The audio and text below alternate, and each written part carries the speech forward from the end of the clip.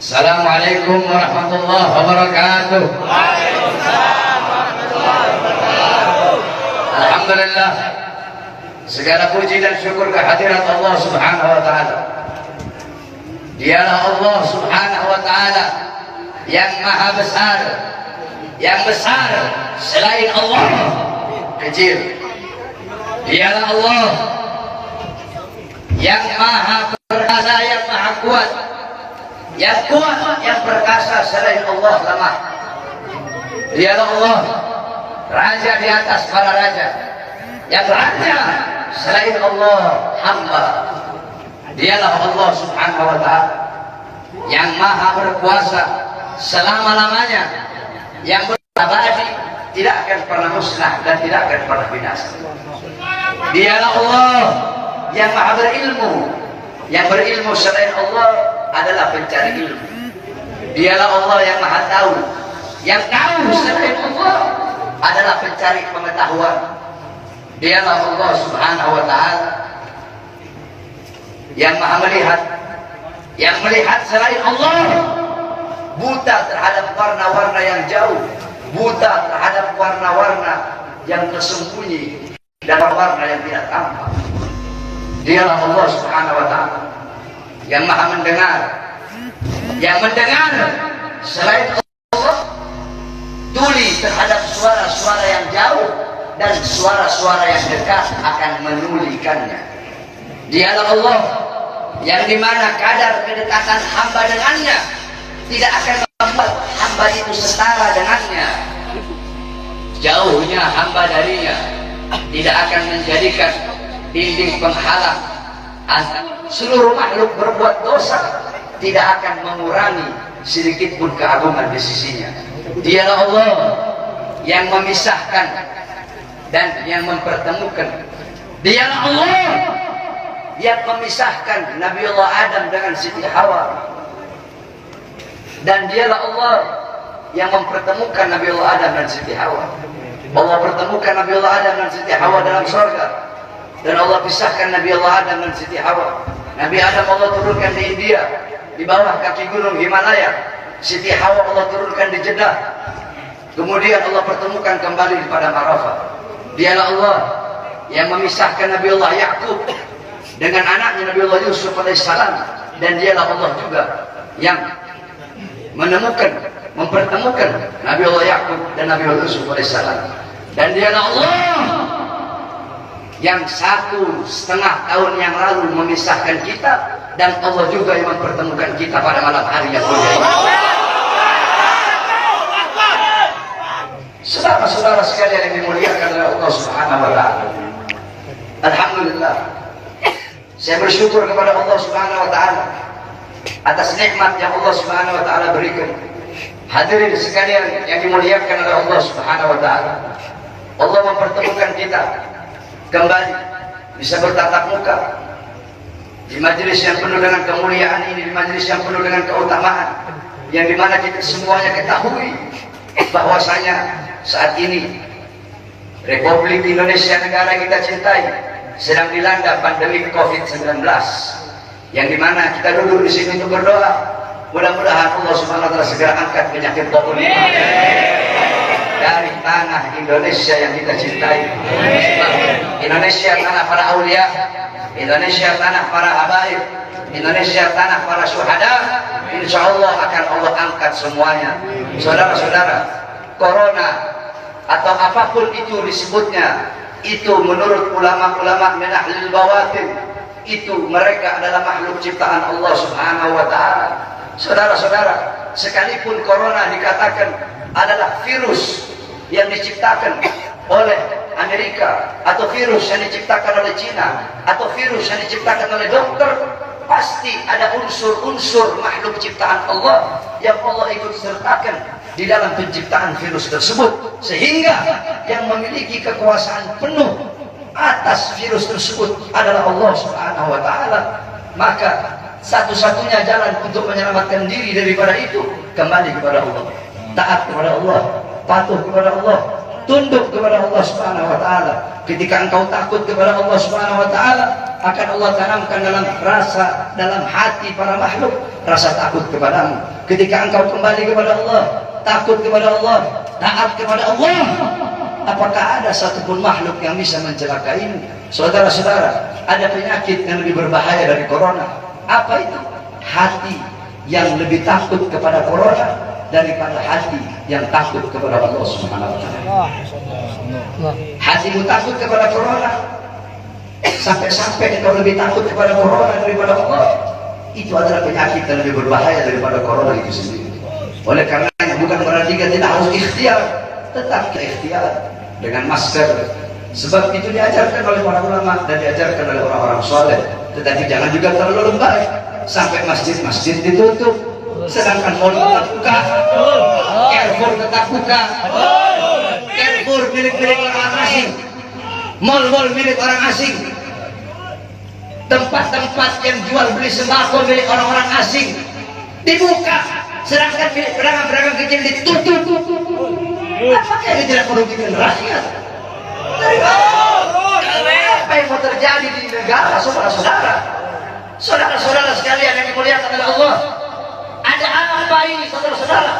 Semua orang-orang disuruh berdiam diri dalam rumah, sedangkan tenaga kerja asing dari Cina mereka kirim sebanyak-banyaknya. Kalian mau bikin susah rakyat, kalian mau bikin rakyat kalian mati kelaparan, kalian yang menyusahkan rakyat, kalian yang menderitakan rakyat, kalian yang bikin rakyat kalian susah. Sudah sering saya katakan, saudara-saudara, para pahlawan-pahlawan, beliau-beliau mengorbankan jiwa, nyawa, darah, harta, keringat demi NKRI, demi kemerdekaan. Itu pahlawan. Pejabat-pejabat sekarang, pemerintah-pemerintah sekarang, mereka bukan berkorban demi rakyat, mereka bukan berjuang demi rakyat, tapi rakyat yang mereka korbankan, negara yang mereka korbankan, orang susah yang mereka korbankan demi kepentingan perut, partai, dan politik yang oleh karena itu saya tanya, lawan apa biarkan? Lawan apa biarkan? Lawan apa biarkan? Saudara-saudara, saya baru tadi sore keluar dari penjara. Baru tadi sore saya keluar dari penjara. Tapi saya telah bersumpah ketika di pengadilan Bandung bahwasanya saya, Bahar bin Smith, bersumpah ketika itu di hadapan para hakim, di hadapan para jaksa, di hadapan para pengacara, di hadapan para seluruh hadirin yang hadir. Saya bersumpah, saya Bahar bin Ali bin Smith bersumpah demi Allah, selama kedua mata saya masih terbuka untuk melihat kemungkaran, melihat penderitaan rakyat, melihat kesusahan rakyat, maka selama itu tidak ada satupun yang bisa membungkam mulut saya. Oleh karenanya, apa yang saya sampaikan pada malam hari ini, saya tidak takut besok pagi saya ditangkap polisi di penjara lagi karena bersalah.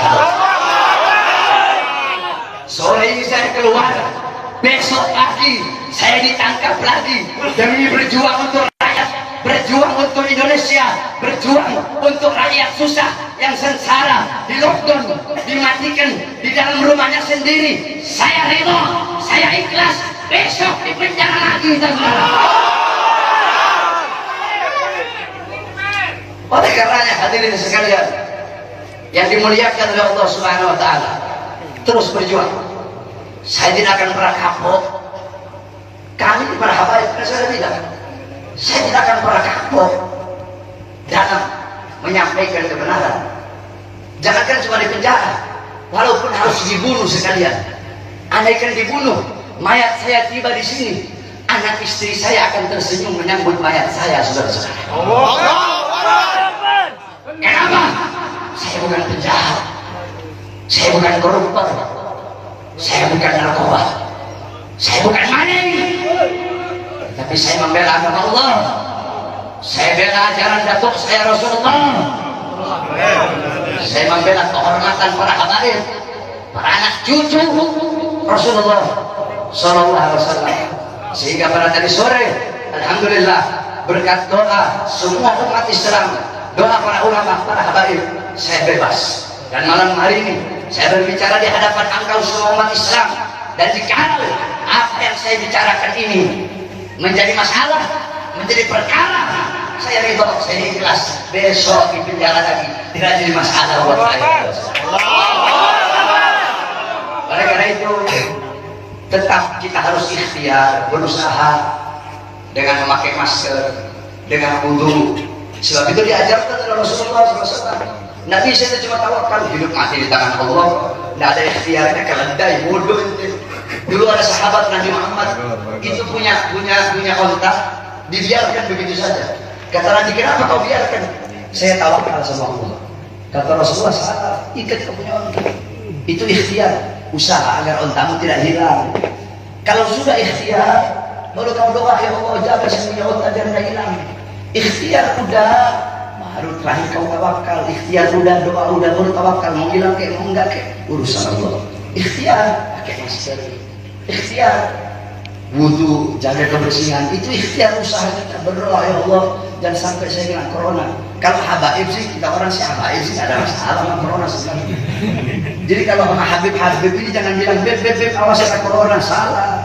Bilangin sama coronanya, corona awas kena Habib.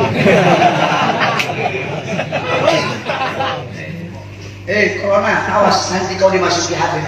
Bukan corona masuki Habib, Habib masukin kau. Paham? Paham?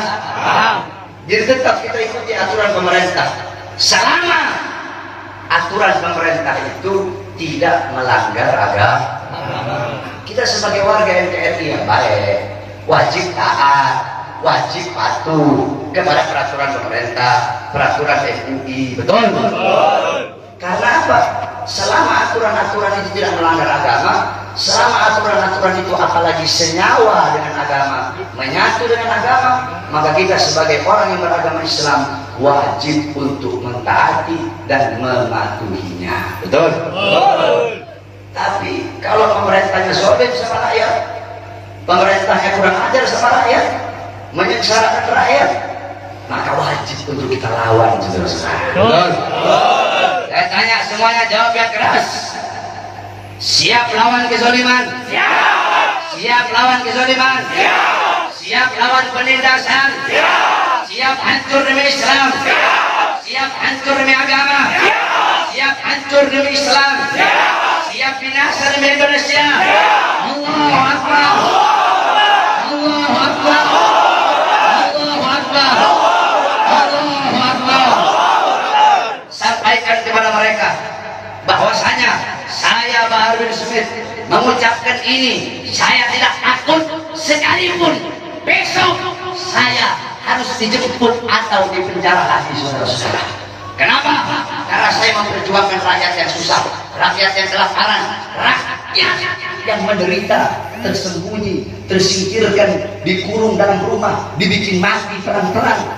Seorang orang kecil mau kesini mau buka ini susah, sedangkan itu mal-mal penuh, masjid ditutup, masjid ditutup, tempat ibadah ditutup, sedangkan itu mal-mal penuh. Carrefour ada masih buka, Carrefour buka, TikTok buka, Jalan buka. Apa? Karena punya asing. Kenapa dibuka? Karena ada punya asing di situ. Kenapa tenaga kerja kok dikirim dari luar yang banyak, sedangkan masih banyak pengangguran di Indonesia? Betul?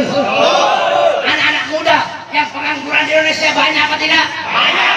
Banyak apa tidak? Banyak. Banyak apa tidak? Banyak. Yang butuh pekerjaan banyak apa tidak? Banyak. Banyak apa tidak? Banyak. Berarti jikalau pemerintah mereka mengirim tenaga kerja asing dari manapun, mau Cina, mau Australia, mau Korea, mau Jepang, dari manapun, tidak peduli negaranya negara mana, berarti sedangkan Indonesia masih banyak yang pengangguran, berarti pemerintah ingin menyusahkan dan menyengsarakan rakyat. Maka kita sebagai rakyat, khususnya umat Islam, wajib untuk melawan sampai titik darah.